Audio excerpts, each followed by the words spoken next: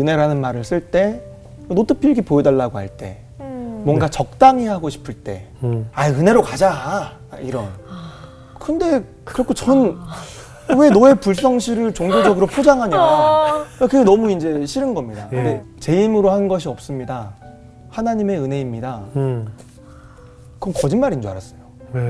교회에서 하는 인사말. 뭔가 포장하는 거. 네, 포장하는. 나 이완인데 할 수 있는데 그때 제가 좀 하던 유행어였거든요. 사람들한테 뭐 딱 하고 나면 야, 너 어떻게 했어?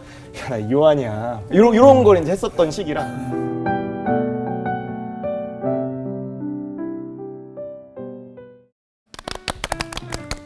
안녕하세요. 새롭게 하소서 주영훈입니다. 안녕하세요. 송지은입니다. 안녕하세요. 박유한입니다. 신앙생활을 하다 보면요, 내 열심이 너무 앞설 때가 있죠. 오늘 초대 손님도 본인 열심 때문에 하나님의 사랑을 은혜로 받아들이지 못했던 순간이 있었다고 합니다.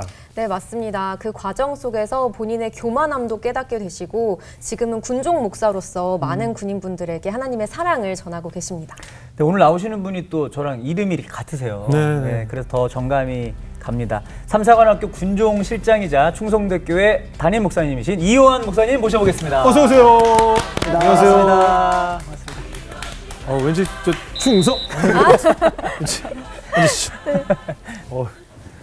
제복을 입고 오셨어요. 네. 멋있는데요. 네네. 감사합니다. 정말. 군인은 멋있어야 됩니다. 그렇군요.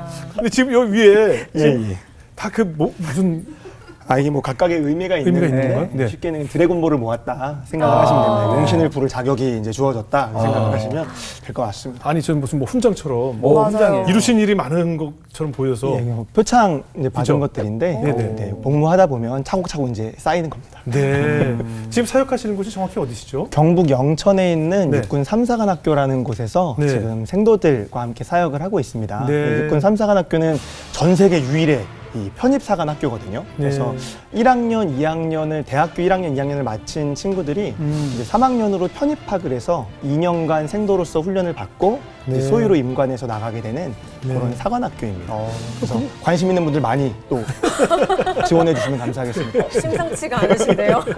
그럼 이제 계급도 있는 거죠? 군복이니까? 네, 맞습니다. 예. 지금 군종 목사님들은 예. 중위 내지는 대위로 들어와서 지금 예. 국군에는 대령이 가장 높으신 계급을 가진 법사님 신부님 이제 계시고요. 네네. 그렇게 해서 저는 지금 소령이고 군 생활을 12년째 하고 있습니다. 그러시군요. 군대에서 소령이면 또 아유, 진짜 그럼요. 높은 직급이거든요. 예, 뭐 아닙니다.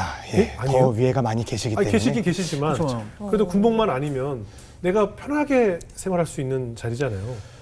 예, 많은 소령들이 동의하지 않을 거라고 생각이 그래요? 듭니다. 왜 이제 일반적으로 근무하시는 대대급에서는 예. 작전과장님이 이제 소령이시니까 부대 넘버 2 이렇게 생각이 예, 예. 되지만 제가 있는 부대만 해도 뭐 더 높은 분들이 많이 계시기 때문에요. 네. 소령들은 뭐 굉장히 많습니다. 예. 목사님 이렇게 사실 뭐 목사님이라고 소개하지 않으면 굉장히 장난꾸러기 같은 인상으로 굉장히 편안해 보이세요. 네, 감사합니다. 예. 또 밝으시고. 전도도 많이 받습니다. 예수 믿으라고. 예. 그래서 목사라고 얘기하면 예수 믿게 생기라고 혼나기도 하고. 네.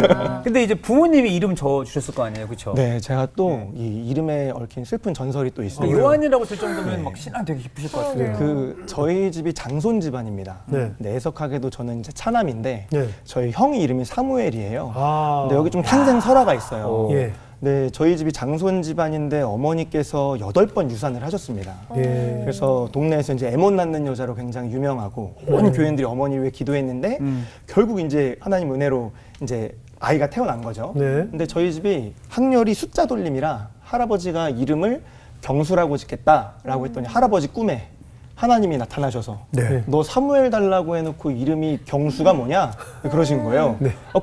그리고 저희 형님 이름이 이제 경수에서 사무엘로 되고 제가 어렸을 때 딱 그 이야기 들으면서 2살 차이 나는데 야 저 찐따가 저런 탄생 설화가 있으면 나는 어떤 또 스토리가 있을까 해서 엄마한테 엄마 나는 왜 요한이야? 그랬더니 어머니께서 신약에 하나 구약에 하나 있으면 좋지 않냐고. 그래서 뭐 이렇게 되게 상처받으니까 이제 설명해 주셨어요. 그게 아니고 넌 예수님의 사랑받는 제자 요한이 되라. 이제 한자 뜻도 있는데 저희 형은 한자가 없어요. 저는 한자가 있는데 중요할 요, 붓한. 그래서 공부 열심히 해서 돈 많이 벌어서 너희 형 교회 지어주는 장로가 되라. 그래서 인문학적 용어로 따따리 인생을 살아라. 이렇게 형 뒷바라지 해라. 이렇게 그런 이름의 또 설화가 있습니다. 그래서 요한이라고 주셨군요. 네네네. 근데 진짜 어렸을 때 장난이 정말 장난꾸러기였었던 것 같은데. 네, 맞습니다. 그 어린 시절에 부모님의 신앙 말고 내 의지로 하나님을 만났던 기억이 있었을 거 아니에요? 그러니까 저는 사실은 이렇게 초등학교 때 교회 가는 게 너무 싫었어요. 네. 집이랑 교회랑 거리가 좀 있었거든요. 예. 이제 1시간 정도 차를 타고 가야 되는 곳이었는데 또 갈 때가 월트 디즈니 만화동산 시작할 때 집에서 나와야 되니까 저는 그걸 못 보고 교회 갔는데 교회 가면 친구들은 다 그 얘기하고 있고 맞아요, 그러니까 막 그게 너무 막 싫고 근데 또 부모님이 또 신앙이 좋으시니까 예배 끝날 때까지 저녁 예배까지 이제 하루 종일 이제 교회에 있어야 되니까 너무 지루하고 네. 어렸을 땐 교회 가는 게 썩 이렇게 원해서 갔던 건 아니에요. 그러다가 네. 하나님을 언제 만났어요? 그러다가 중학교 3학년 때 예. 임원 수련회를 또 이제 가게 됐습니다. 예. 근데 임원도 되고 싶어서 된 건 아니고 그냥 뭐 이렇게 교회 이제 그 장로님 안수 집사님 뭐 자제니까 이제 돼서 임원 수련회 갔다가 거기서 이제 기도회를 하다가 그때 좀 내가 죄인이구나. 내가 어렸을 때 교회에서 배웠던 예수님이 나의 죄를 위해 죽으셨고 십자가 지셨다는 게 진짜구나. 그만 믿어지면서 저만 그런 게 아니라 한 임원 수련회가 8명을 갔던 것 같아요. 선생님들이랑 같이 해갖고 저녁에 기도회 하면서 집단 개종이 일어난 겁니다. 그래서 거기서 그 친구들 다 이제 찬양하고 기도하면서 은혜 받고 그때 이제 예수님 인격적으로 만나면서 내가 하나님 영광 위해 살아야겠다. 삶의 좀 목표도 좀 바뀌고 네. 그렇게 됐던 것 같습니다. 그럼 중3 때 네. 수련을 통해서 하나님을 직접 만났다고 네네. 이제 들으셨습니까? 그 후로 이제 어떻게 변화가 생겼어요? 근데 원래는 통상 이제 그 청소년들이 수련회 다녀오고 나면 청소년들의 마음은 우유의 유통기한과 굉장히 비슷하거든요. 네. 근데 금방 변해요. 맞아요. 팍팍 금방 맞아요, 치고. 맞아요. 상해버리고. 근데 저는 감사하게 제가 중학교 1학년 때부터 고등학교 3학년 때까지 저희 학년을 따라다니면서 기도해 주신 선생님이 한 분 계세요. 이 학년의 어떤 이 회심을 위해서. 예. 근데 그 선생님이 회심한 저희들을 데리고 큐티반을 시작을 하셨어요. 네. 그리고 예. 감사하게도 이제 예수님을 만난 친구들이 집단으로 개종을 했기 때문에 집단 회심을 해서 다 같이 이제 큐티 모임을 하면서 매일매일 말씀도 읽고 그러니까 잠깐 불씨가 붙다가 꺼지지 않고 좀 유통기한 집어는 멸균 우유처럼 오랫동안 좀 잘 유지가 됐던 것 같아요. 그래서 네. 학교 가서도 이제 큐티책 가져가서 큐티하고 좀 힘들어하는 친구들 있으면 가서 기도도 해주고 예전에는 그냥 내가 다니는 교회 내가 믿는 예수님 거기에 대해 안 좋게 얘기하면 그냥 거기에 대한 예수님에 대한 의리로 뭔가 좀 이런 마음이었다면 그때부터는 진짜 예수님을 좀 사랑하게 되고 제가 예수님을 사랑하는 그런 마음들이 생기고 고등학교 때 그런 기억이 있어요. 이제 하나님을 위해 내가 뭘 할 수 있을까? 그때 See You at the Fall이라는 운동이 막 뭐 화요 모임이라는 걸 통해서 막 좀 뭐 퍼지고 있었던 걸로 제가 기억을 하는데 그래서 학교를 위해서 기도하는 그래서 아침에 일찍 등교를 해서 이제 국기계양대 앞에서 혼자 무릎 꿇고 나라와 조국과 우리 학교를 위해서 막 기도하고 있는데 지나가시던 담임 목사님이 담임 목사님이 아니죠. 교장 선생님께서 교장 선생님께서 지나가시다가 넌 여기서 뭐하니 왜 벌 받고 있니? 그래서 벌 받는 거 아닌데 여기서 왜 무릎 꿇고 있어? 그랬던 기억도 있고 되게 열심히 있었던 것 같아요. 그래서 이제 신학을 하겠다고 결심을 하신 거예요? 사실은 제가 신학교를 가고 싶었던 건 아니었거든요. 네. 일반 대학교를 갔다가 대학원을 이제 신학교로 가고 싶었던 건데 근데 신학교를 어떻게 또 가게 되고 그래서 신학교에서도 좀 되게 좀 유별나게 신앙생활을 했던 것 같아요. 그때는 그게 이제 맞다고 생각을 하고 신학교 가서도 제가 또 회심이 있었습니다. 이제 신학교 대학교 1학년 2학기 때 교수님께서 요한아 하나님 너한테 어떤 분이니? 근데 네가 여태까지 교회에서 배웠던 하나님 말고 네가 경험하고 있는 하나님 어떤 분이니? 물어보셨고 제가 대답을 적어도 사랑은 아닌 것 같아요. 하나님은 제가 좋아하는 거 못하게 하고 싫어하는 거 하게 하는 코치 같은 분이세요. 그렇게 답을 했던 것 같아요. 그때가 그 솔직한 심정이었던 거예요. 네, 그럴 수 네, 있죠. 네. 그럴 수 있죠. 그래서 근데 그렇게 답하고 저도 되게 놀랐어요. 그렇게 생각해 본 적이 없으니까. 근데 교수님이 물어보셔서 네가 만나고 있는 하나님 어떤 분이냐고 물어보시니까 그래서 전 너무 놀랐고 지금도 제가 그래서 목회하면서 많은 사람들에게 물어보는 질문입니다. 하나님 너한테 어떤 분이니? 네가 배우는 하나님 말고 만나고 있는 하나님. 근데 그때 제가 그렇게 답하고 너무 놀랐어요. 왜냐면 하나님은 나한테 좋은 분이고 사랑이시라고 배웠는데 아니네. 하나님 때문에 난 너무 고달프게 살았네. 하나님 나를 너무 훈련시키시는 분이네. 그때까지 제 인생의 약속의 말씀이 나의 가는 길을 오직 그가 아시나니 그가 나를 단련하신 후에는 내가 순금같이 나오리라. 하나님 저를 훈련시키시는 분으로 생각을 하고 그때 이제 인생의 좌우명 그리스도인의 28시간은 믿지 않는 사람의 48시간이다. 나는 더 빡세게 살아서 내 삶으로 하나님께 영광을 올려야 된다. 이런 마음들이 있었거든요. 그러니까 하나님 계속 저를 매질하시는 분인 거죠. 좋아하는 거 못하게 하고 막 내가 원하는 거 있으면 가져가시고. 근데 이게 너무 충격적이었어가지고 기도를 시작했습니다. 하나님이 제가 배운 대로 정말 사랑이시라면 좀 증거를 보여주세요. 근데 제가 그때 당시에 저희 신학교가 체프를 화수목 4일을 드려야 됐고 제가 예수전도단이라는 선교단체 활동을 했었는데 네. 화요일과 목요일마다 예배가 있고 교회 청년부 예배가 있고 교육부서 예배가 있고 뭐 8번 정도 일주일에 예배를 드리는데 제가 하나님이 사랑이시라는 증거를 보여주세요 기도했던 그 일주일 동안 말씀을 들어도 다 하나님이 사랑이시라는 내용이고 찬양을 불러도 다 하나님 사랑이시라는 내용인 거죠. 근데 네. 저는 의심이 되게 많거든요. 네. 하나님 그거는 제가 하나님의 사랑에 대해 집중하고 있으니까 그렇게 보이는 거죠. 하나님 요거는 전 인정하지 못하겠습니다. 더 강력한 증거를 보여주십시오. 이제 그러고 이제 기도를 했죠. 네. 근데 그 시기가 제가 1학년 2학기 이제 맞춰가면서 인도로 단기 선교를 가려고 이제 한 달간 가려고 준비하는 중이었는데 네. 같은 캠퍼스에서 있던 어떤 선배 누나가 한 10,000원 정도 들어있는 봉투, 10,000원인가 20,000원 좀 안 되게 들어있는 봉투를 저한테 갖다 주면서 요한 누나 기도하는데 한 번도 이런 적이 없었는데 기도하는데 하나님 이런 마음 주셨어. 이 돈을 내 사랑하는 아들 요한이에게 줘라. 하나님이 말씀하셨어 요한아. 하나님 너 사랑하신대 이러고 주는 거예요. 근데 저는 제가 하나님의 사랑에 대해 의심하고 있다고 누구한테 나눠본 적이 없거든요. 예. 너무 놀란 거죠. 네네. 하나님이 진짜 날 사랑하시나 보다. 근데 그리고 그때부터 매해마다 하나님 대학교 생활 동안 계속 그랬던 것 같아요. 하나님이 저를 사랑하신다는 거에 대한 잘못된 오해들이 좀 벗겨지는 시간들이었고 그 이전에는 내가 하나님을 사랑하는 사랑으로 좀 신앙생활을 했다면 그 대학생 때의 그 시간들을 거치면서는 하나님이 나를 사랑하시는구나. 그래서 그때 이제 서로 사랑하는 거구나. 생각을 하면서 신앙생활을 했던 것 같습니다. 근데 학교에 그럼 신학교 다니실 때도 사실은 지금 이런 성격이면 네네. 굉장히 정확했을 거 아니에요, 모든 게. 네, 맞습니다. 그리고 어떻게 보면 좀 율법적이라고 할까? 네, 맞습니다. 이래서는 안 되는데 저래야 되는데 맞습니다. 본인에게도 이 정도였으니 남에게는 네, 또 얼마나 엄격했을까 싶거든요. 네, 맞습니다. 예. 그러니까 제가 대학생 때 되게 존경하던 선배가 그런 이야기를 했어요.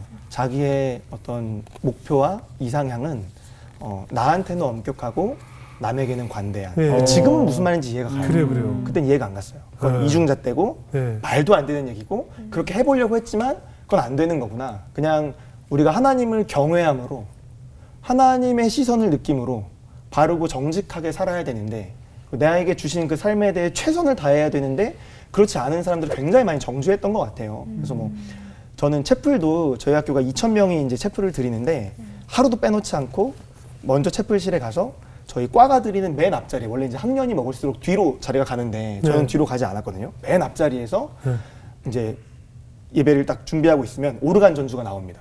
멘트가 기억나요. 오르간 전주가 나오면 제가 일어나서 뒤에 앉아있는 후배들에게 오르간 전주가 시작되면 예배학적으로 예배가 시작된 겁니다. 지금 갖고 계신 핸드폰 집어넣고 책 집어넣고 중보기도 하심으로 예배를 준비하도록 하겠습니다. 표정도 기도하겠습니다. 딱 그거야. 돌아서 표정도.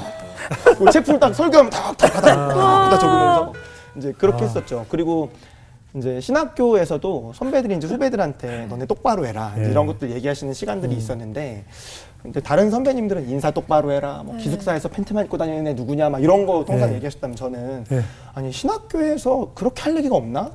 그래서 저도 이제 교수님께 쉬는 시간 수업 쉬는 시간에 교수님 잠깐만 좀 한마디 하겠습니다. 들어가서 제가 했던 얘기들은 다 이런 얘기들이었어요. 여러분 곧 시험 기간인데 컨닝하지 마십시오. 신학교에서 무슨 컨닝을 합니까? 지금 교회에서 교사 아니에요? 전도사 아니에요? 근데 지금 컨닝을 하면 교회에서 뭘 가르칩니까? 난 잘하고 있다는 거죠. 지금은 그렇게 생각하지 않아요. 네. 진짜 정죄. 굉장히 정죄하고자 하는 마음. 근데 있었네요. 그때는 제가 몰랐죠. 지금 보기에는 그건 이제 지 잘났다고 얘기하는 건데 그때는 나름 애통하는 마음이라고 생각했던 것 같아요. 물론 또 틀린 말도 아니고. 그러니까 이게 맞는 말이긴 한데. 신념이 그렇게 이상하게 꼬이면 그런 일이 있는 것 같아요. 그럼 저는 이제 애교심으로 우리가 같이 하나님을 이 공동체가 경외해야 되지 않겠냐 막 이런 채플 시간에 카드 찍고 도망가는 하나님께 범죄하는 거라고 막 이런 거 얘기하고 친구 없었죠. 많았습니다. 많았어요? 근데 이게 중요한 건 네. 이런 일을 할 때는 네. 그 추종자들이 있어요. 인문학적 용어로 또라이 추종자들이 있는 거죠. 그래 또 믿을 구석이 네, 있으니까. 제가 이렇게 딱 이렇게 하고 딱 나오고 이제 과 후배들 불러가지고 형 어땠어? 형 진짜 저 후배들. 이런 이제 막 카타르시스를 자극하는.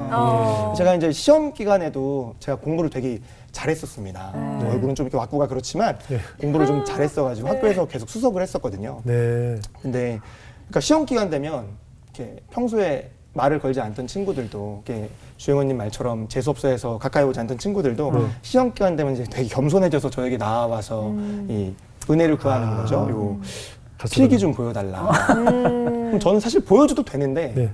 그리고 사실 그 필기를 달라는 친구들은 일반적으로는 공부를 뭐 열심히 하더라도 수석을 뭐 이렇게 따라잡을 수 있는 이런 성적인 친구들은 예. 없으니까 보여줘도 문제 없는데 저는 제가 이걸 성적을 잘 내야 제 존재 가치가 있다고 생각도 되고 그 친구들의 그런 모습도 너무 싫고 그래서 그냥 지금이라면 만약에 진짜 지금은 줬을 것 같아요. 근데 지금이라면 싫어도 안 보여주고 싶어 미안해 이랬을 것 같은데 그때는 안 보여주고 싶은 제 마음은 감추고 네 문제야 라는 걸 얘기하기 위해서 야 누구야 그래 내가 뭐 노트 필기 보여주는 건 어렵지 않아. 근데 이게 내가 노트 필기를 보여주면 넌 이번 학기 적당히 어떻게 시험 잘 보겠지. 그런데 시험을 잘 보고 넌 다음 학기에 또 공부하지 않고 다음 시험 기간에 또 나한테 와서 노트를 보여달라 그러겠지.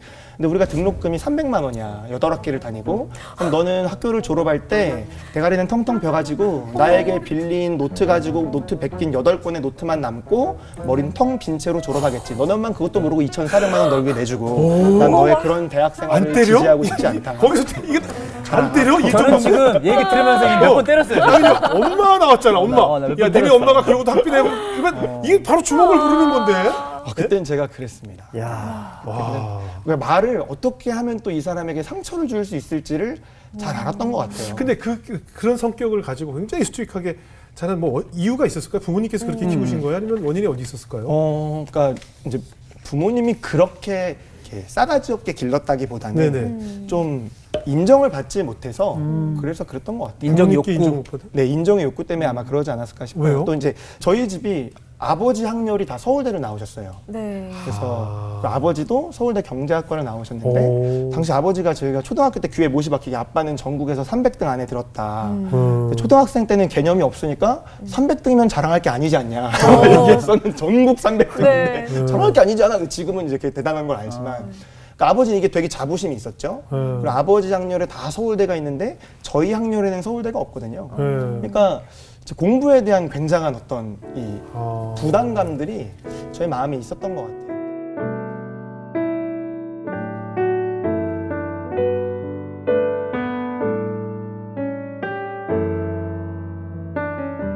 우리가 오프닝에 뭐 은혜라는 단어조차 싫어했던 적이 있었다고 소개를 했는데 왜 그러셨어요? 그러니까 저는 아까 그 대학 생활을 하면서 신학교에서 제가 일반적으로 봤던 사람들은 은혜라는 말을 쓸 때 노트 필기 보여달라고 할 때 뭔가 적당히 하고 싶을 때 은혜로 가자 이런. 근데 그렇고 전 왜 너의 불성실을 종교적으로 포장하냐. 그게 너무 이제 싫은 겁니다. 근데 제가 그 목사 안수 받고 나서까지도 한동안은 제 힘으로 한 것이 없습니다. 하나님의 은혜입니다. 그건 거짓말인 줄 알았어요. 교회에서 하는 인사말. 뭔가 포장하는 거. 네, 포장하는. 네. 은혜 받았습니다. 뭐 하나님의 은혜입니다. 제 힘으로 할 수 있는 게 없습니다. 저는 이해가 잘 안 갔고 그래서 입대하기 전에 저는 그런 기도를 거의 해본 적이 없었거든요. 딱 한 번 선교단체에서 간사로 있을 때 이제 집회에서 강사님이 그걸 인정해라, 고백해라 하셔가지고 하나님 제 힘으로 할 수 있는 게 없습니다. 그리고 울었는데 그 운 게 은혜 받아서가 아니라 자존심이 상해서 내가 왜 못해? 나 이완인데 할 수 있는데 그때 제가 좀 하던 유행어였거든요. 사람들한테 뭐 딱 하고 나면 야 너 어떻게 했어? 야 나 이완이야. 이런 걸 이제 했었던 시기라 내가 이완인데 내가 왜 못해? 그럼 내가 왜 할 수 있는데 이러면서 이제 울었던 그런 기억들이 있습니다. 그러다가 정말 이것이 정말 은혜구나라고 체험했던 경험이 있어요? 그 이제 군에 입대를 하고 임관을 하고 나서 자대 배치를 받고 제가 디스크가 파열이 됐습니다. 이제 임관을 해서도 굉장히 자기 열심으로 계속 이제 그 부대 예배를 인도하고 또 군종 활동들을 했었거든요. 그때 제가 주일 예배를 8번에서 9번 드렸어요. 매주마다. 네. 이제 격오지를 돌아다니면서 GOP를 돌아다니면서 예배를 드렸었는데 그러다가 이제 디스크가 결국 파열이 돼서 터졌어요. 그래서 병원을 이제 3군데를 가고 수술을 해야 된다고 했는데 그 디스크 터졌을 때도 이게 전 지금 생각하면 너무 이렇게 자기 열심이 강하고 이게 너무 신념화가 돼서 내가 하나님을 사랑해야 돼. 여기에 대한 내가 하나님께 충성해야 돼. 약간 강박이었던 것 같아요. 지금 보기에는. 그래서 디스크가 터지면 아니 박유한 목사님은 디스크가 터지셨어요. 그럼 어떻게 하시겠어요? 병원 가야죠, 빨리. 병원 가야죠. 예. 주호님 어떻게 하시겠어요? 저도 병원 가야죠. 병원 가겠죠. 네. 저는 의무중대 연락해서 그 의무중대장인 집사님이셨는데 집사님 저 목양실로 좀 태워다 주십시오. 업무하면서 누워 있겠습니다. 하반신이 안 움직이는 거예요. 그렇죠. 터져가지고. 물론, 예, 그럼요. 예, 예. 그래서 목양실에 누워서 링겔 꽂고 일주일간 업무를 했어요. 와. 근데 그게 잘하는 건 줄 알고 지금은 이제 정신 나간 거죠. 병원 바로 가야 되는데 네. 이제 업무 보고 근데 그때 저희 교회가 목양실 바로 옆에가 본당이었고 예. 근데 새벽 예배를 저희가 하는데 연대장 안수 집사님부터 시작해서 이제 몇몇 신자분들 나오시는데 저 이제 링겔 맞으면서 저는 새벽 예배 못 가고 이제 밤새 아파가지고 이제 통증 때문에 밤새 아파갖고 있는데 어느 날 새벽이 된 겁니다. 그 일주일 동안 누워있던 어느 날 새벽 군종병이 출근해서 새벽 예배 음악을 틀었어요. 아 새벽 예배 시작되나 보다. 인기척이 들려와요. 본당 맨 앞자리가 목양실 바로 벽 하나 놓고 있었거든요. 근데 거기서 기도 소리가 들려오는 거죠. 안수 집사님, 연대장 안수 집사님, 부대에서 가장 높은 지휘관인 연대장 안수 집사님이 네. 저를 위해 기도하는 소리가 들리는 거예요. 그러면 집사님 감사하다 이래야 되는데 화가 나더라고요.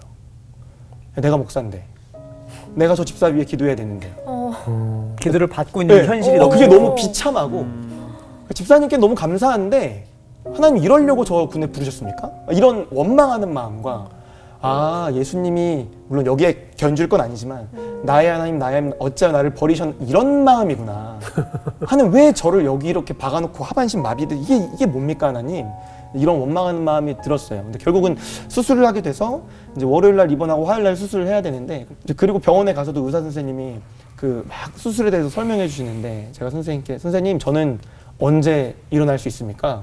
아니 뭐 보조기 차면 내일도 일어날 수 있어요. 그럼 전 내일 퇴원하겠습니다. 제가 없으면 교회가 돌아가지 않습니다.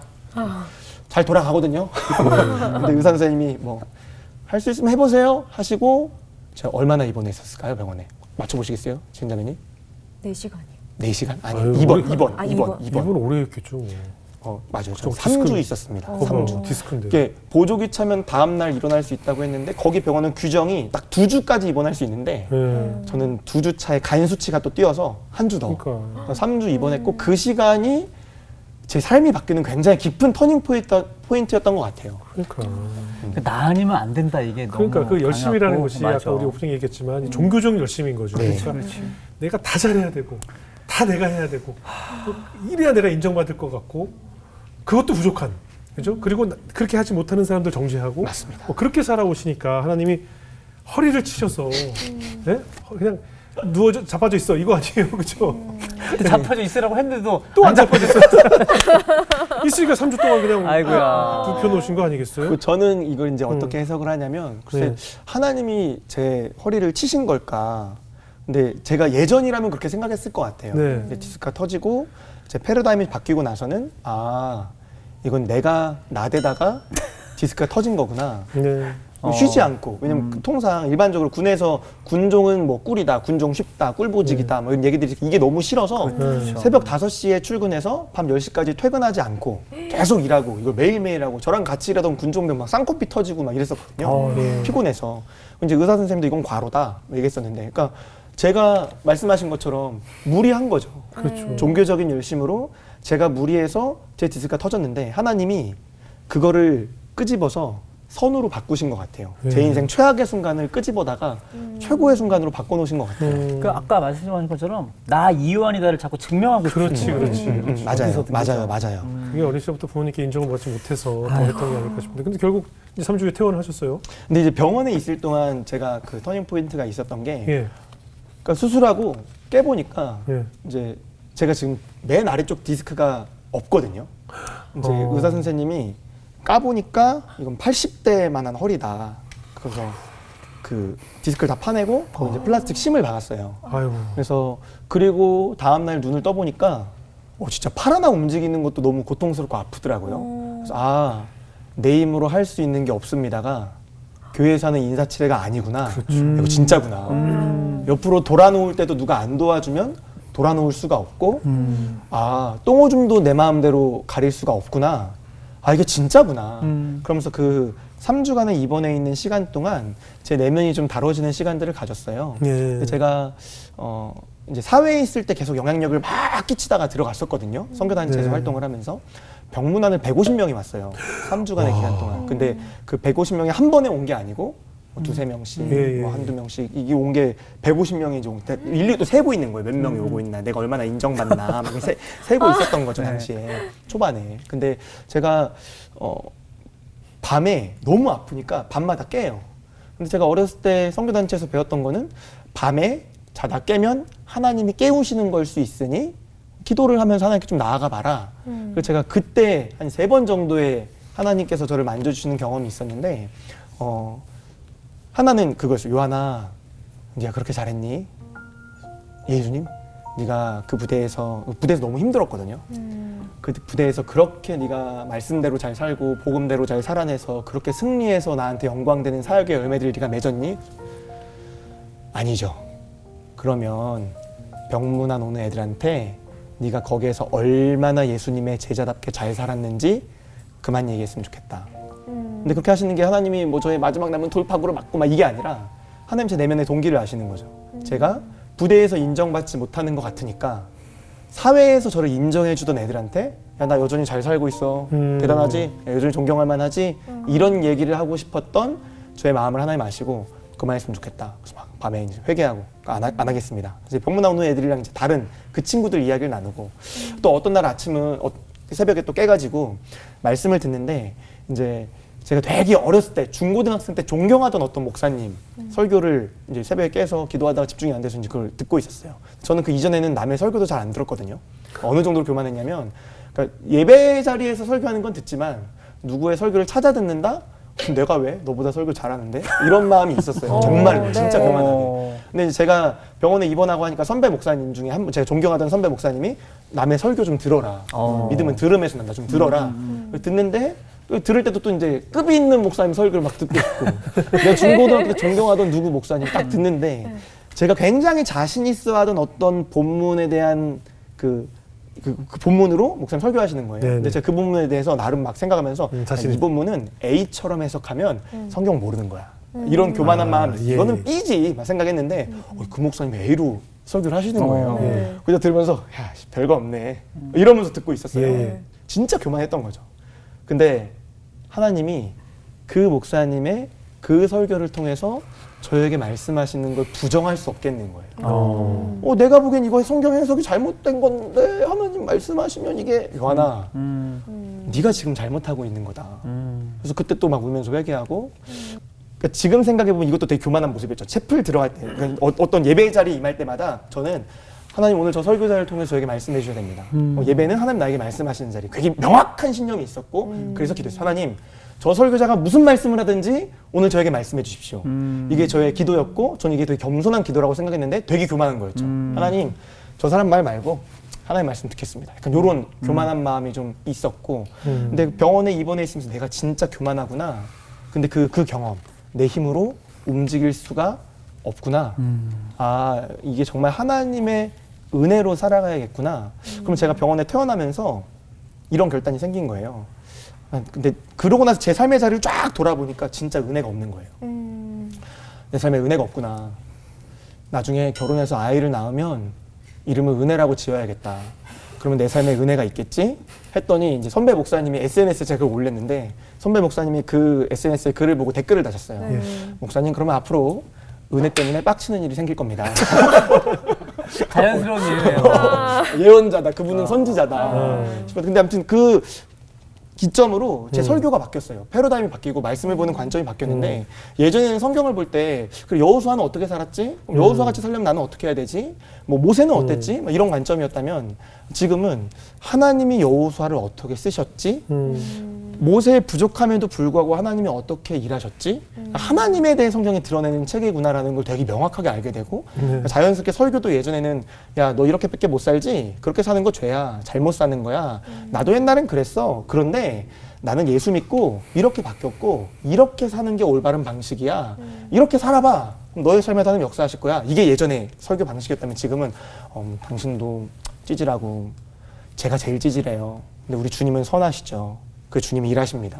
그 주님을 바라보지 않겠어요? 설교가 이렇게 패러다임이 완전히 바뀐 표정은 거죠. 아까 교만할 때가 더 잘 어울려요. 저 알겠어요. 되게 본인 같았어요. 이건 좀 억지 같아. 표정 억지 같아. 아까 교만할 때가 되게 자연스러웠어요. 바뀌어가고 많이 있어요. 해본 교만 얼굴이었어요. 뭐 눈이 바뀌는. 지금은 약간 좀 연기 같았어. 지금 연기 같았어. 지금 부자연스러워요. 주의 은혜로 살고 있습니다. 아직 그게 새롭게 아직 하셔서 몸에 배어 있네. 아직 교만이. 장난. 네, 지금 아주 그냥 난 그때 말씀하시는데 네. 너무 어디서 봤지 익숙하지 그랬는데 저희 우리 새롭게 하셔서 가족 중에 이정수 씨랑 너무 비슷하지 않아요? 아까 사진도 찍었습니다. 아니, 반가워서. 그러니까 말씀하시는 거랑 이런 게 정수 씨의 어떤 느낌 되게 비슷해요. 그래요. 개그 콘서트를 매우 좋아했습니다. 다시 부활하면 좋겠습니다. 근데 지난번에도 여기 뭐 군종 목사님 몇 번 출연하셨었는데 네네네. 굉장히 바쁘다고 그러시더라고요. 네, 맞습니다. 저희가 상상하는 것 이상으로 네네네. 가정생활은 어떠세요? 아니, 그 성격이면 가정생활에 또 아내분에게 그 아내로서의 역할이라든가 뭐 판단하고 뭐 이런 게 것에 있나요? 대해서 또 굉장히 좀 깐깐하셨을 것 같은데. 저희 아내가 고생을 되게 많이 했죠. 왜냐면 예. 제가 특별히 이제 육군훈련소에 있을 때가 되게 기억이 나는데 제가 훈련소에서 이렇게 교주로 지냈었습니다. 왜요? 근데 육군훈련소에서 복무할 때 이제 훈련소 참모 목사님이 있고 저는 입영심사대에 있는 이제 부목사였는데 거기서 이제 교인들은 교인대로 돌봐야 되고 예. 뭐 새벽 예배대로 해야 되고 군종활동대로 해야 되고 그땐 또 훈련병 야간 인성 교육이 되게 많았어요. 그리고 격주로 세례식도 있고 제가 2달에 한 번씩 의무대에 이제 입원해서 입실에서 링겔 맞고 2달에 한 번씩 주기적으로 그랬던 것 같아요. 쓰러져가지고 계속. 근데 이날이 기억이 나는데 세례식이었습니다. 네. 2주에 한 번씩 훈련병 세례식. 세례식은 2,000명에서 많게는 6,000명까지 이제 세례를 한 번에 예. 당시에 줬었는데 이제 그럼 저 이제 6,000명 앞에 놓고 이제 세례자 교육을 하는 거예요. 제가 맡은 파트가 세례자 교육을 하는 겁니다. 세례가 뭔지. 예수님의 십자가가 뭔지 이거를 이제 훈련병들한테 딱 임팩트 있게 전해야 되는데 이거는 누가 대신할 수 있는 저게 아니거든요. 6,000명 앞에 놓고 그거를 재우지 않으면서 하려는 거는 아무나 막 와서 할 수 있는 게 아니기 때문에 어떤 레파토리들도 있고 근데 제가 토요일 날 새벽 기도를 끝내고 집에 왔는데 아내가 이제 산기가 있는 거죠. 야, 이거 병원 가야겠는데 논산에는 산부인과가 없어서 이제 바로 대전으로 가서 아내를 내려다 주고 저는 세례식을 하러 왔죠. 왜냐하면 토요일 날 갑자기 그럼 이제 일반적으로는 통상 저희가 있는 곳을 누가 대리로 하려면은 전임자 선배 목사님들 중에 오셔야 되는데 토요일 날에 갑자기 이게 불가능해서 세례식 내가 해야겠다. 그래서 이제 막 훈련병들 앉아 있을 때 막 걔네들한테 여러분 오늘 뭐 세례식 어쩌고 저쩌고 막 얘기하면서 지금 제 아내는 병원에서 아이를 낳기 위해 주사의 고통을 느끼고 있습니다. 그런데 여러분의 세례식이 더 중요해요. 막 이러면서 막 이렇게 세례 주고 과도한 연기를 안 하셔도 될 것 같아요. 이렇게 약간 했었어요. 개콘 느낌이 있으시네요. 굉장히 욕심이 많으시네. 그렇게 하고 나서 이제 병원에 왔더니 이제 아내가 네. 이렇게 하다가 이제 그 혈압이 너무 올라서 아유. 저 때문에 오른 건 아니고 인슐린 중독이 있어서 혈압이 네. 올라서 이제 제왕절개에서 아이를 낳고 병원에서 가족분만 실이었는데 네. 산모가 혼자 병원에서 하루 종일 있었다고 빼주셨어요. 은혜죠. 주의 은혜입니다. 그 돈을 좀 빼주시고 네, 그래서 아들이 나올 때도 이게 없었던. 근데 육군훈련소가 원래 좀 바쁜 곳이니까 그러겠거니. 근데 뭐 어쨌거나 나는 주의 은혜를 아니까. 근데 삶으로 아까 주영훈님 말씀하신 것처럼 체화가 덜 된 거죠. 패러다임은 바뀌었지만 여전히 되게 그렇죠, 열심히 살고. 제가 새벽 예배 끝나고 집에 잠깐 와서 아침밥 먹고 그리고 부대로 다시 갔거든요.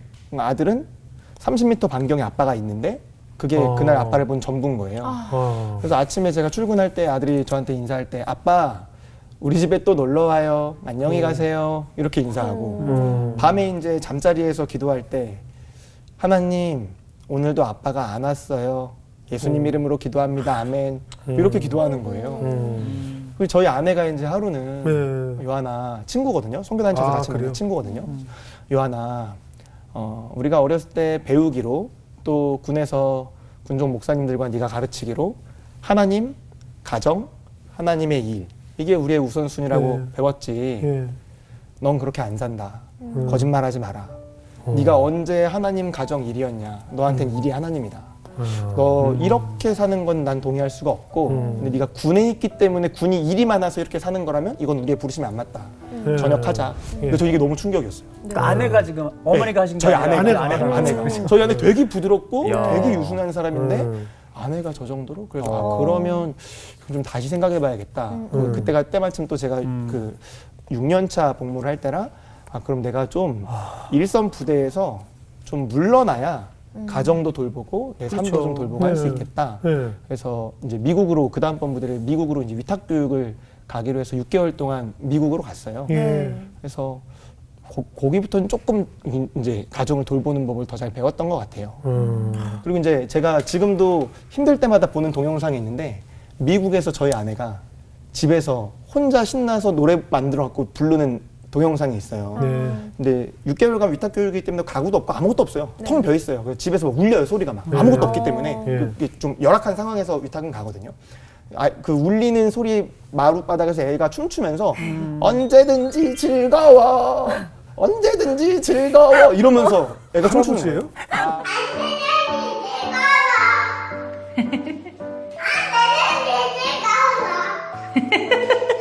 춤추면서 근데 지금은 또 이렇게 한국으로 돌아오셨잖아요. 그럼 지금은 또 어떠세요? 이제 뭐 이를테면 목사님이 상담을 한다. 근데 일과 시간에 막 너무 바쁜 사람이 일반적으로 할 수 있지만 너무 바쁜데 막 제가 주임원님께 막 새롭게 해서 녹화 시간에 와갖고 저랑 상담하시죠? 네, 안 되잖아요. 네. 그럼 상담할 수 있는 시간은 퇴근하신 이후. 네네. 저도 퇴근 시간 이후. 예. 그때 상담하는 거죠. 예. 그래서 그런 시간들이 좀 있고 그래서 아 내가 아이와 질적인 시간을 더 보낼 수 있는 시간들을 잘 확보하고 그리고 아이에게 아낌없는 격려를 좀 해줘야겠다. 네네. 제가 보셨겠지만 이렇게 독설은 많이 하지만 격려하고 이런 건 좀 칭찬. 어려운 칭찬하고 이게 좀 많이 부족한 사람이라 의지적으로 노력하고 결단해서 어제도 저희 아들에게 스스로 머리를 감았도다. 장하다. 어제 저희 딸이 생일이었거든요. 그래서 어제는 칼퇴하고 그러니까 딸 아들하고 데리고. 딸 네, 있어요? 둘이 있습니다. 네, 진리와 은혜. 예. 그래서 아, 은혜로 진리는- 주셨네 결국. 네, 은혜로 줬습니다. 대박. 네, 그래서 진리 하고자 하면 성취해냅니다. 아, 예. 진리의 이름 뜻은 예수님만이 우리의 은혜의 주님 되신다. 그것이 진리이다. 그래서 진리. 은혜는 뭐 우리 아는 것처럼 은혜이고. 네. 어제 딸 생일이라서 데리고 나가서 먹고 싶은 거 먹여주고 사주고 막 생일 파티 해주고 막 하고 싶은 거 다 해드리고 네. 여왕 삼아드리고. 근데 어때요? 하나님께 기도하면서 하나님께서 나를 왜 군은종으로 부르셨을까 이런 생각 해보셨어요? 근데 제가 사실은 예. 이렇게 그 대학생 때 아주 비판적이고 네. 비관적일 때 예. 대부분이 이제 대학교를 입학을 하면 신학교에서 군종 목사 시험을 봐라 이런 분위기였거든요 당시에는. 경쟁률도 되게 높았고 근데 저는 하고 싶지 않았어요. 그냥 그 군목을 하겠다는 아이들의 삶이 제가 봤을 때 그렇게 뭐 그 친구들의 이야기는 군에 가서 월급 많이 받아서 시간 많이 남으니까 공부해서 유학 가겠다 하는데 근데 왜 수업 시간에 뒤에 앉아서 스타크래프트를 할까? 지금 공부를 하지. 그래서 아, 군모 가겠다는 애들은 다 이렇게 어떤 부르심 따라가는 것이 아니라 예. 어떤 혜택을 보고 가는 애들이구나. 예. 되게 정죄하는 마음이 있었고 안 예. 보겠다라고 했었는데 근데 그 이제 국군에 날 때 저희 학교 채플에 군종 목사님 한 분이 오셔서 설교를 하시고 그 말씀을 들으면서 아, 군에 사람이 필요하구나. 그러면서 이제 군종 목사의 길을 준비하고 시험을 보고 선발이 되고 이제 준비하는 과정 중에 이제 몇 가지의 이제 들었던 선배님들의 간증들이 좀 기억이 나는데요. 지금은 군종 장교들의 어떤 복무의 방향성이 약간씩 바뀌고 있지만 한 10년 전까지만 해도 이제 복무 부정하는 용사들을 군종이 굉장히 많이 도와주고 그렇죠. 또 이 친구들이 제대로 적응할 수 있도록 도와주는 프로그램들을 굉장히 많이 했었어요. 그렇죠. 근데 선배님들이 이제 그런 내용들을 채플 때 설교를 하신 거죠. 한 목사님은 본인이 있는 부대에는 롯데리아 햄버거를 먹지 못하는 병사가 있다. 그래서 왜지?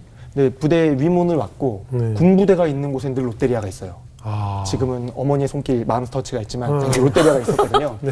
근데 군부대가 위문을 와서 롯데리아 햄버거를 다 주고 모두가 행복하게 먹고 있는데 한 명이 안 먹는 애가 보이길래 목사님 가셔서 야 너는 왜 안 먹어? 그랬더니 목사님 저는 롯데리아 햄버거를 먹을 수가 없습니다. 왜? 전 어렸을 때 어머니가 롯데리아에서 저를 버렸습니다. 그 저는 롯데리아 햄버거는 못 먹습니다. 이제 그런 친구들을 목사님 어떻게 돌보셨는지. 예. 또 한 친구는 이제 목사님이 이제 또 다른 목사님 설교해 주신 건데 약간 강박이 있는 친구였던 것 같아요. 네네. 그래서 몸을 12단계에 걸쳐서 씻어야 되는 그런 강박이 있는 친구였어요. 그러니까 지금이면 바로 이제 현역 부족합 처리되고 뭐 전역하거나 할 수 있을 것 같은데 네. 당시에는 이제 그 절차를 거쳐야 되는 게 군종을 거쳤어야 됐거든요. 네. 그 비전 캠프라는 프로그램 저희가 이제 해줘야. 근데 이 친구가 자대 전입을 와서 당시에는 지금은 그렇지 않지만 당시에는 분대 단위로 8명씩 같이 샤워를 해야 되는데 네. 전입을 와서 선임들과 같이 샤워하러 들어갔는데 얘는 뭐 이를테면 머리, 어깨, 가슴, 팔 그 순서대로? 순서대로 씻어야 되는 친구인 거죠. 근데 선임들이 뭐 하냐? 죄송합니다. 다시 머리, 어깨, 가슴. 야, 또 빨리빨리 안 하냐? 죄송합니다. 다시 머리, 어깨. 그렇게 안 하면은 안 되는 안 친구였던 되는. 것 같아요. 그래서 이제 뭐 제가 만난 친구는 아니고 이제 선배 목사님의 사례를 이제 들었던 거니까요. 근데 이제 그 샤워 끝나 애들이 집합했는데 인원 개수해 보니까 인원이 안 맞아서 야 이거 한 명 어디 갔어? 뭐 찾아보니까 부엌하고 있어. 샤워실에 물 나온 채로 혼자 쪼그려 앉아서 엉엉 울고 있고 바디워시가 절반이 나가 있는 새 바디워시가 계속 절반, 계속 이제 못 씻다가 이제 좌절한 거죠. 그래서 목사님이 같이 가셔서 그때부터 매일 같이 씻어주기 시작하셨대요. 그래서 12단계를 4단계로 줄여주셨어요. 같이 그 친구 전역할 때까지. 그래서 그런 이야기들 들으면서 아 내가 저거 하러 저기 가는 거구나. 저거 위해서 저기 가는 거구나. 그리고 이제 어려움에 처한 사람들을 돕는. 그리고 또 제가 이제 그때 당시에 제가 군사훈련 받으면서 하나님 저한테 주셨던 마음이 장병들의 삶에 최전방에서 함께 싸워주는 군종 목사가 되라. 그런 마음을 주셨어요. 그래서 아, 그치 내가 군에 가서 있는 것은 장병들의 삶의 최전선에서 그들의 인생의 위기 가운데 도움을 주고 힘을 주고 복음을 전하는 그러한 목사로 있어야겠다. 이제 그렇게 군에 오게 됐던 것 같아요. 참 삶이 빡세네요. 얘기 근데 듣는 예전에 데도, 비하면 참 굉장히 좋아. 굉장히 빡세게 사시네요. 딱 정확한 군대 용어입니다. 예. 뭐 기억에 남는 병사들 참 많죠. 많은 네, 사례들이 맞습니다. 많죠. 어떤 분이 생각나요? 제가 신병교육대에서 있을 때 용사들이 가장 많이 기억에 남는 것 같아요. 그래서 그 중에서 이제 어떤 병사가 사회에서 많이 좀 이렇게 놀던 친구였던 것 같아요. 예. 근데 그러다가 이 친구가 벌써 10년 넘은 이야기인데 부대 훈련병으로 들어와서 담배를 몰래 숨겨갖고 온 거죠. 예. 근데 담배를 숨겨갖고 온 게 이제 발각이 된 겁니다. 그래서 징계를 받아야 되는데 징계 내용이 뭔지를 주일에 이 친구가 듣게 된 거죠. 징계 내용은 유급이었어요. 근데 이 친구가 그때 당시 본인이 인지하고 있기로 유급을 하면 동기들의 후임으로 가야 된다라고 얘가 생각을 한 거예요. 그래서 근데 이렇게까지 살아야 되나? 라고 생각을 하다가 자살해야겠다. 라고 이 친구가 생각을 한 거예요. 그리고 자살 계획을 세우고 있었어요. 근데 이 친구가 종교 행사를 기독교 교회에 가는 걸로 신청을 해놨었죠. 그래서 종교 행사 시간이 되고 통제하니까 그거에 따라서 이제 교회를 와서 앉아서 찬양하는 시간 내내 어떻게 자살할까? 막 이 친구가 생각을 했던 거죠. 근데 그리고 이 친구가 저랑 상담을 이제 하러 온 겁니다. 제가 예배 끝나고 나면 이 신교대에서 예배 끝나고 나면 야, 목사님이랑 상담하고 싶은 사람 있으면 손 들고 얘기해봐라. 그러면 8명, 6명에서 8명 정도 매주 이제 상담을 했었어요. 그럼 상담을 하면서 이제 8명 있고 한 명씩 상담해서 한 명 나가고 이런 식으로 상담을 했는데 그날은 그 얼굴이 굉장히 산적 두목같이 생긴 친구가 와가지고 이러면서 울고 있는 거예요. 불안하죠. 그래서 야, 너 뭔데 뭐 급하니? 뭐 너 먼저 상담해줄까? 아닙니다. 저는 마지막에 혼자 하겠습니다. 그래서 그래 뭐지 불교에서 보낸 첩장가 누구 암살장가 뭐지 막 그래 알았다. 그래서 맨 마지막에 이 친구 상담을 시작해서 무슨 일인지 얘기해 보니까 방금 제가 말씀드린 그 이제 자살하려고 네. 계획을 세웠던 친구인 거죠. 예. 근데 목사님 저 이런 놈이었고 이런 계획을 세웠습니다. 전 교회도 잘 안 나가던 사람입니다. 근데 목사님 오늘 목사님 설교하시는 걸 제가 들어보니 하나님 정말 저 같은 놈도 사랑하십니까? 저는 교회를 나간 적도 없는데 하나님이 정말 저를 포기하지 않으십니까?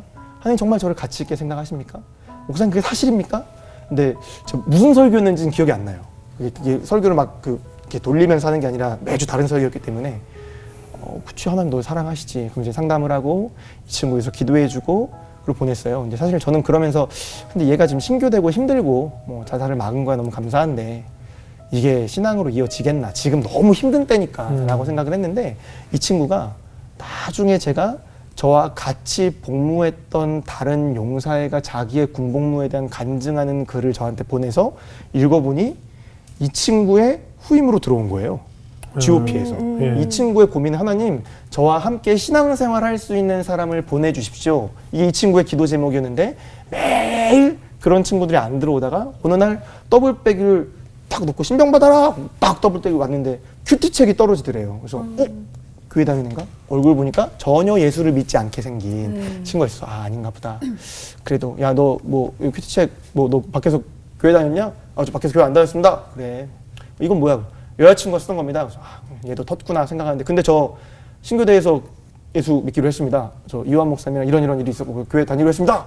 그 친구가 이 친구 후임으로 가서 그 둘이 GOP에서 같이 말씀 묵상을 하면서 점점 사람들 전도해서 저한테 간증문을 쓴 이 친구가 전역할 때는 5명이 믿게 된 거예요. 예, 5명이 거기 안에서 말씀 나눔을 하고 CC인 친구였는데 순모임을 하고 그렇게 전역을 했다고 하더라고요. 예. 그래서 그렇게 예수님을 새롭게 믿게 된 친구들이 되게 많이 있습니다. 군안에서.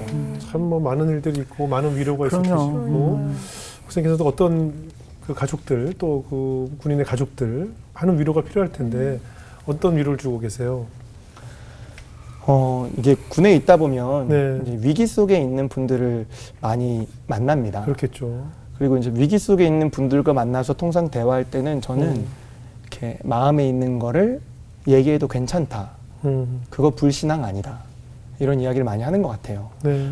특별히 이제 목회를 하다 보면 장례식을 가게 되는 경우들이 많잖아요. 그렇죠. 예. 근데 군도 이제 뭐 신자분들 자녀들 중에 혹은 지금 저와 함께 있는 사람들 중에 생명을 잃게 된 사고들이 있으면 저희가 가서 장례를 치르게 됩니다. 근데 그때 특별히 기독교인들은 저한테 이게 약간 좀 상처였던 것 같아요. 네. 저희 할아버지가 돌아가셨을 때 할머니가 엄청 우셨나 봐요. 저는 예. 기억이 잘 나지 않고 너무 공포스러웠던 기억만 나요. 장례식 너무 공포스러웠다. 네. 근데 할머니가 많이 우셨고 네. 교인들이 그거 가지고 정죄를 되게 많이 했나 봐요. 뒤에서. 왜요? 권사가 저렇게 운다. 하늘나라 갔는데 좋은 데 갔는데 권사가 운다. 그랬나 봐요. 네. 근데 그게 맞나? 왜냐면 아니 군에서 아들들이 입대할 때 엄마들이 우는 게 내 아들 입대하면 뭐 북으로 전쟁 나가니까 이래서 우는 게 아니잖아요. 그렇죠. 지금이 잠깐의 기간 동안 못 보는 게 아쉽고. 그렇죠. 그래서 같이 내가 사랑하던 사람이 이 땅에서 죽으면 아니 하늘나라 가서 만나지만 이 땅에서는 헤어지니까 그게 아쉽고 울 수 있고. 근데 그거를 잘못된 종교적인 마음으로 슬프지 않은 것처럼 하는 것은 저는 건강하지 않은 거라고 생각이 돼서. 네. 그것도 예수님도 물론 죽음에 대해 분노하신 거지만 나사로가 죽으셨을 때 예수님 그 현장에서 우셨고 저는 이제 그 사람들에게 충분히 울어라.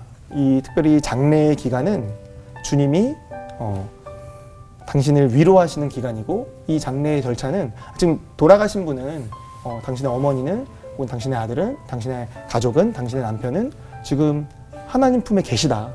그분은 난 걱정이 안 된다. 그분은 하나님 품에 계시고 근데 오늘 당신에 대한 위로의 여정이 시작이 됐다. 네네. 충분히 오시라고. 충분히 우시고 이 시간들을 잘 마음을 표현하자. 그리고 입관할 때도 지금 하늘나라에 계시지만 육신에다가 할 수 있는 마지막 이야기니 충분히 표현하셔라. 근데 그거를 할 때 많이들 회복이 되시는 것 같아요. 마음들이. 네. 많이 또 표현하지 못했던 감정들도 그때 사랑도 표현할 수 있고 근데 꼭 장례뿐만이 아니라 가족들 간에서도 또 대화하고 상담하고 이런 부분들 할 때도 표현할 수 있도록 네. 하는 것들을 많이 좀 얘기하는 것 같습니다. 그래요. 저는 오히려 목사님이 좀 걱정이 돼요. 굉장히 열심히 하시다 보니까 저는 지치지 않으실까. 네네네. 왜냐면 저는 지금도 말씀하실 때나 보는 게 몸에 너무 힘이 들어가 있는 운동선수를 보는 느낌이었거든요, 네, 사실은. 네, 네. 저는 인생의 모토가 늘 대충 하자예요. 항상 대충 하자. 그게 네, 네. 대충해서 대충이 아니라 그냥 그만큼 힘을 빼고 하자는 거거든요. 그러니까 하나님이 내 몸에 임해서 하는 대로 맡겨드리자가 그렇기 네, 때문에 네, 네. 본인이 본인 노력으로 하려다 보니까 얼마나 힘들까라는 맞습니다. 좀 걱정이 좀 됐습니다. 우리 진장님 어떻게 들으셨어요? 저는 오늘 목사님의 그 삶을 쭉 들으면서 오히려 저에게 대입해보는 시간이 됐었는데요. 그래요. 우리 모두가 다 여러 생활 배경과 그 어렸을 때부터 그 거쳐온 인물들로 내 성격과 성향이 생성이 되잖아요. 네. 근데 목사님께서는 자기 열심으로 오셨지만 나에게는 정말 계속 하나님이 이거야 지은아라고 말해도 계속해서 돌아가는 나의 그 습성은 뭘까라는 거를 다시 한번 저한테 역으로 질문해봤던 시간이었던 것 같아요. 그래서 하나님이 오히려 그 자기 열심이라는 그 나의 습성을 통해서 하나님이 말씀하시는 계기가 되셨잖아요. 그러니까 저의 그 습성을 통해서 하나님께서는 지은이에게 뭐라고 말씀하실까라고 또 궁금해지는 계기가 됐고 또 목사님께서 그 하나님의 열심을 이제는 하나님 안에서의 열심으로 많은 군인분들에게 또 사랑과 가족들에게도 사랑 그래요, 많이 그래요. 주시는 목사님이 되시기를 응원해야겠다라는 마음이 들었습니다. 네. 네. 우리 박영 목사님. 오늘 목사님 또 저랑 같은 이름을 가지시고 네. 진짜 많은 성만 다르지 수많은 요한이 있거든요. 네, 맞습니다. 근데 제가 아까 목사님이 어린 시절, 그러니까 우리가 좀 연약하고 부족했던 시절, 그러니까 요한이란 이름을 가진 우리 때문에 참 상처받았던 누군가가 있었겠다. 그러니까 그분들은 요한이라는 이름이 성경 이름인데 쟤는 왜 저래? 라고 누군가에게 기억도 안 나지만 좀 상처 줬던 사람들이 다시 생각나서 좀 하나님 앞에 다시 저도 좀 회개하는 시간을 갖게 됐고요. 그리고 이제 군대를 사람들이 황금어장이라고 사실 말을 하잖아요. 왜냐면 어쨌든 이 공고한 상태에서 와 있는 장병들을 그들에게 복음을 전할 수 있는. 네네. 근데 황금어장도 이 잡고 낚시를 하는 이 수고를 해줄 사람이 필요하거든요. 네네. 근데 참 힘들지만 목사님께서 또 그 사역을 정말 사람을 살리고 또 생명을 살리는 그런 귀한 역할을 해주시기를 함께 기도하도록 하겠습니다. 그래요. 네네. 목사님 뵈니까 굉장히 인정 욕구가 굉장히 강하신 것 같아요. 그러니까 네네네. 노력해도 해도 성에 차지 않는 인정 욕구. 근데 그 원인을 오늘 간증을 들어보니까 아무래도 어릴 때부터 아버님에게 네네네. 그 듣고 싶었던 칭찬, 이렇게 공부를 잘하는데도 듣지 못했던 칭찬 때문이 아니었을까라는 생각이 들면서 우리는 사실 그 우리나라 우리 민족 자체가 칭찬에 너무 인색하잖아요. 네, 우리는 맞습니다.